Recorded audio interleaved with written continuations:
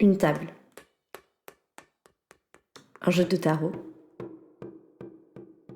Des mains manipulent les cartes au rythme des voix que l'on écoute commenter l'action. Dès les premières secondes passées avec Cléo, Agnès Varda nous impose le goût de l'attente. Attente de découvrir les visages de ses mains anonymes. Attente de l'interprétation du tirage de la voyante. Attente de la raison qui fait trembler la voix de la jeune fille. L'heure tourne, la séance prend fin et la protagoniste reste sans réponse.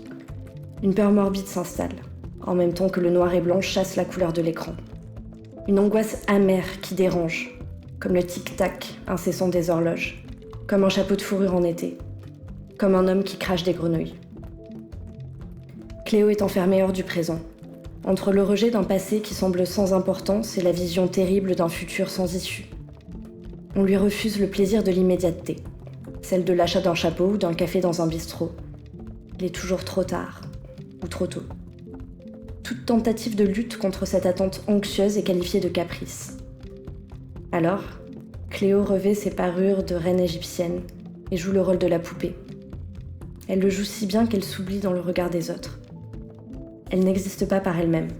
Elle est la femme contemplée et passive qui espère qu'on lui révélera son destin. C'est cette passivité que dénonce Agnès Varda. Car si le temps des pendules file sans que nous puissions l'arrêter, le temps subjectif, la durée bergsonienne, elle, nous appartient.